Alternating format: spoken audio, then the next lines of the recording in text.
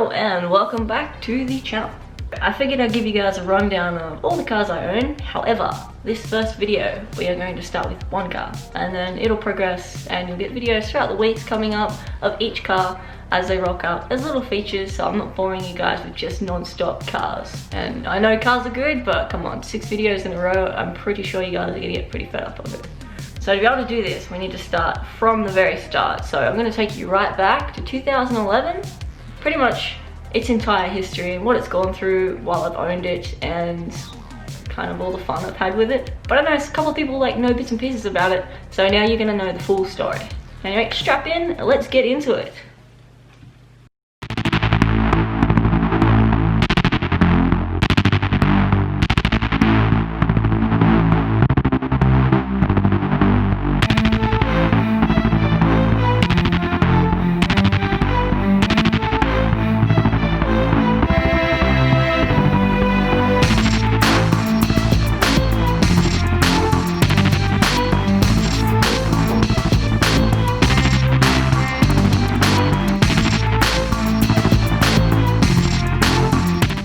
Ichigo, aka my black 180SX. I bought it from Sydney in New South Wales in 2011. At the time, I bought the car sight unseen, so I got my cousin to go down and pick it up for me, which was super good of him. I just remember the first time he rocked up in it. I was at a train station, he was picking me up from, I think it was from Hornsby, and he just rocked up and all I hear is, wah, and I'm just like,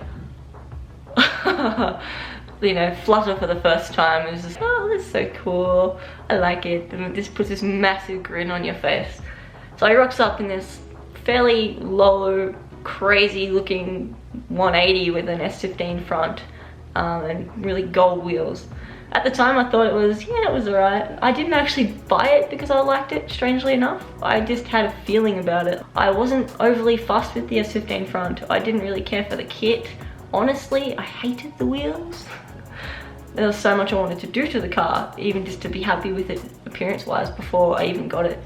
The next morning, I am out in my pajamas, the crack of dawn, pulling this car apart and doing this little ritual where I give the car a bath to start off with, so I know where all the scratches are, all the creases, crinkles, imperfections, what's been toyed with, what's cracked, what's broken, what's not. Really pedantic stuff like that. I still do it, but I try not to be so bad with cars these days because they are getting older, and the older they get, the more of these kinds of things you find. Pulling this car apart at like 6 in the morning in my boxers, my mom comes out and she's like, what the hell are you doing? And I'm like, I'm just borrowing the vacuum. She's like, what are you vacuuming, the garden? Had all the seats, all the interior of this 180SX just covered across the driveway, and she's like, okay, never mind, and just goes back inside. Comes out a couple of hours later with a coffee for me, and by then I had pretty much pulled everything out. I'd cleaned the car, like I even got to the point where I pulled the carpets back and I was like cleaning the battery acid out of the back seat. Had seeped through the old seat, so I bought brand new Type X seats, so I was installing them at the same time I was checking over everything in the car, you know, giving it a good detail.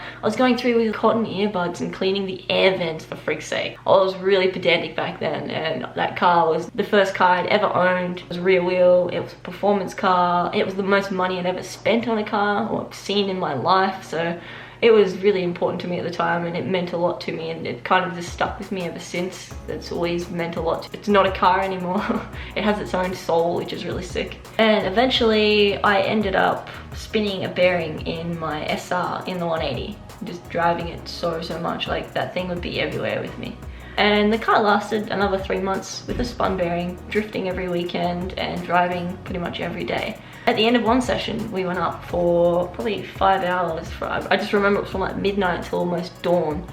On the way home, it shot the rod out the block and pretty much imploded and dropped all its oil down the road. So I was like, oh, I killed it. Ben ended up snatch strapping me home, and that's when the sun came up. That's why I remember it was around dawn. When the first SR blew up, I'm like, alright, this is gay, what do I do? Let's buy another SR, let's try and just, you know, replace the SR and keep going. At the time, SRs are cheap, easy to get a hold of. I think they're around $600, like just nothing. Like a JZ was $1,200 at the time.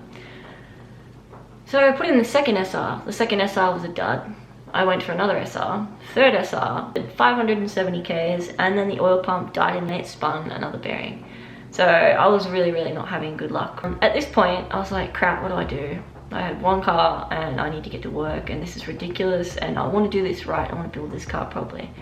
So I took out a loan and I went and bought a 260Z, which is my second car. I had this car and this was my daily, and I had the 180 was my daily, now drift car.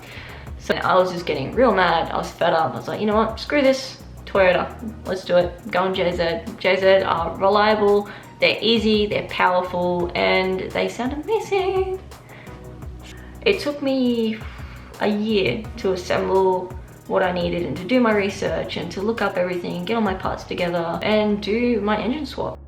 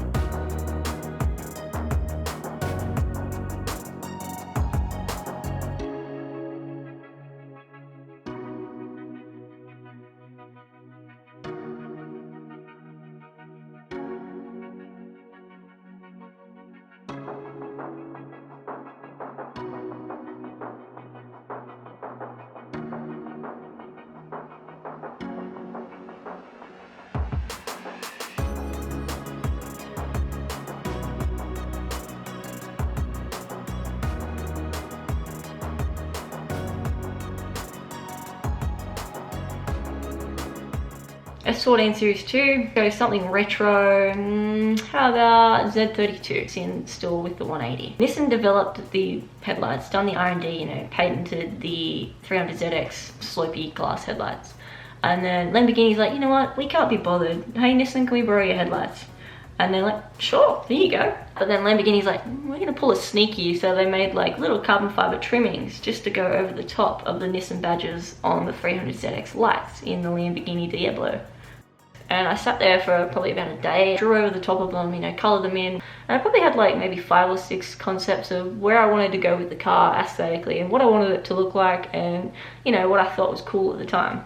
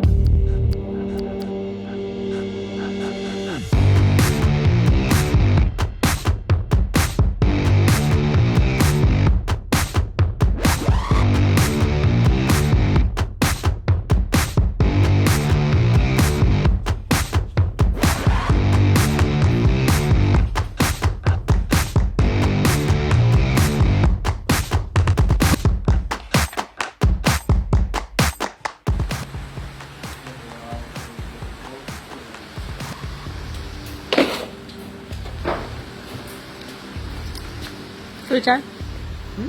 I said food time? What? Food time. Second of the year.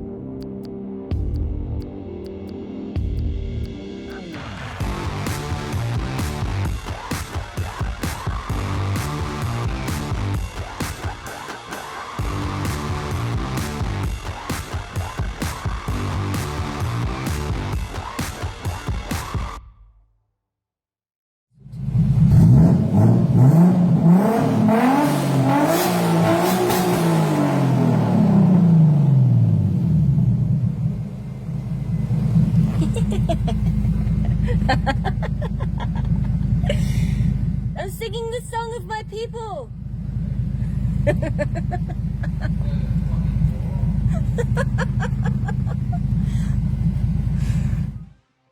I should go into is the LED XXX tail lights. Now I've had a lot of people ask me about these over the years. I've probably had them in the car now for 3 years. They are literally just DIY, man. Like, go onto eBay, buy those, you know, Alteza housings that everybody hates. Pull them apart. FYI, they are one piece. You have to cut them apart with a Dremel. Not put them in the oven, doesn't work. Don't put them in the oven. So cut them apart with a Dremel, build some flat housings in there, buy some LED strips off eBay and wire them in any shape that you want. Then you've got tail lights. You add a resistor onto the wiring and then just make a plug and play setup for the stock tails, or just go do it half-assed like I did and chop up your wiring. That's all I did. Alright, so are you ready for the bad news? The car at the moment is currently in several pieces and it probably won't be running for quite a little while. The wheel has taken the full brunt and the whole front side has taken a big hit. This is not the best.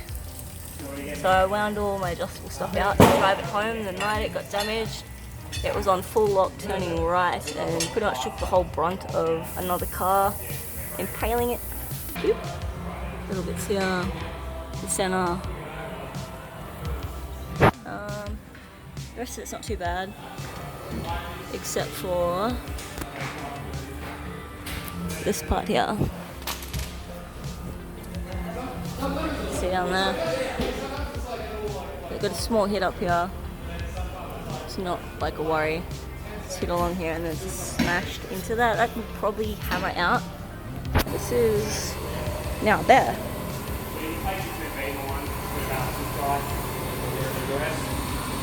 This one here is slightly down and in. This whole front end has been pushed down slightly and then pushed in like that. You can see up here, it's kinked. Finding the right manifold is really important with these, because as you can see, if you go tubs especially, there's not much room that you have to work with. Same with the cooling systems. Makes a big difference, especially when you're trying to run all your cooling and your fans. I run AU thermo fans, and I might be able to show you. I need a torch for this, but you can see the distance between the fan and the water pump is very, very minimal. So one thing you got to be very careful with when you do the conversions. This is all solid mounted billet engine mount, so it does not move. Yesterday it was down a cylinder. It may still be down a cylinder because it's been sitting for about 4 months, and one pod's probably really dirty.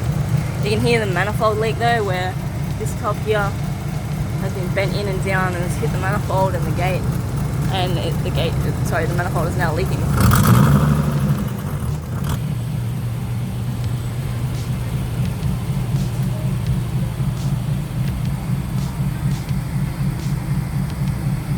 Now this is kind of what it's stuck as, so you can see the front's been pushed down and in, has pushed the tub into the manifold, cracked the manifold, and done quite a bit of damage to the steering. Thankfully somehow it's missed my A-pillar and it's just hit right here. Very odd impact, but not fun because that is a full custom guard, and now I'm going to have to find somebody to either make another one or change the front up completely all over again, which I don't really mind doing. So yeah, that's where we're at with the car. The motor itself is out. There's nothing wrong with the J. However, while it's out, I was figuring I might refresh it. It's got little leaks like front crank seal, the rear main seal, and I want to upgrade the hot side. So I want to hopefully go something like maybe a 6 boost manifold and a decent high mount, like a GTX 35 something. Not sure yet, something around that size. I don't like big turbos and I don't play the horsepower game. I just like response, and I like a really well balanced kind of motor. In the coming months, I'll be doing progress and updates through YouTube, so you guys are more than welcome to watch the build, watch the car come back to life. That has been the quick and simple rundown of Ichigo, the crazy looking Mad Max Batmobile 180SX that people either love or hate. Thank you so much for listening to my story, and I am thrilled that you guys now have a bit of a background on the 180. So if you're enjoying the channel, I ask if you could subscribe. That would be amazing. Welcome to like the videos. You don't have to. Yeah. Please comment, let me know what you think. Let me know if you have any questions about anything or you want to know any information about stuff. And again, if you have suggestions, put them down. I'll have a read and see what I can do. As Hoonigan would say, let's wrap this up. See you next time.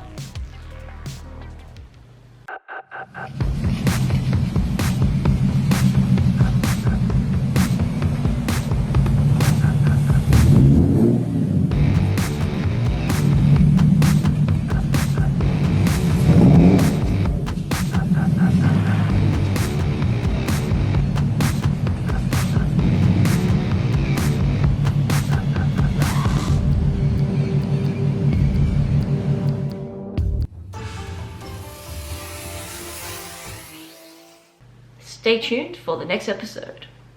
What is like the Dragon Ball Z voice like? I can't do it. I can't even think of anything.